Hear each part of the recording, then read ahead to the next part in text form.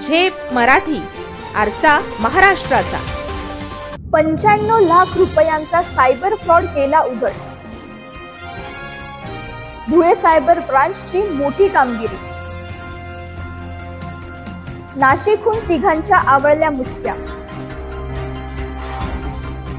Dhule cyber ब्रांचने मोठी कामगिरी केली आहे। तब्बल 95 लाख रुपयांचा सायबर घोटाळा उघडकीस आणलाय।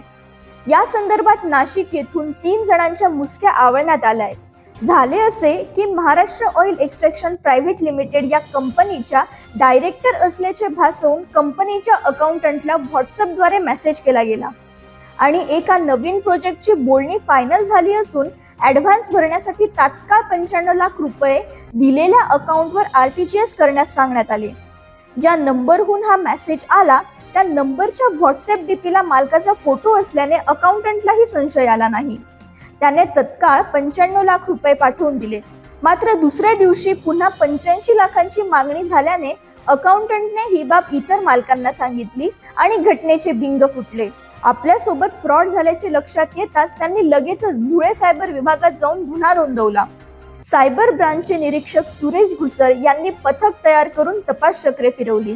संशयित आरोपी नाशिक येथे असल्याचे समजताच नाशिकहून मुज्जमिल मुस्ताक मनियार, सरफराज हुसेन शेख या दोघांना आणि चांदवडून आवेश रफिक पिंजारी यास पाठलाग करून पकडण्यात आले। या संदर्भात पोलीस अधीक्षक श्रीकांत धिवरे म्हणाले, 24 ऑक्टोबर रोजी धुळ्यातील एका प्रख्यात कंपनीचे डायरेक्टर यांना एक असा मेसेज आला की आम्ही एक दुसऱ्या कंपनी बरोबर एक डील केलेला आहे आणि आम्हाला 95 लाखाची अर्जंट आम्हाला गरज आहे। तरी त्या मेसेजवर विश्वास ठेवून आणि त्याचा प्रोफाईल पिक्चर हा त्याच डायरेक्टरचा आहे असं त्यांना वाटल्यामुळे त्यांनी तात्काळ आरटीजीएस थ्रू एका XYZ अकाउंटवर 95 लाख हे जमा केले। त्या अनुषंगाने सायबर पोलीस स्टेशनचे PI श्री घुसर आणि त्यांच्या टीमने अतिशय चांगलं काम करून आज 3 आरोपींना त्याच्यामध्ये अटक केलेलं आहे।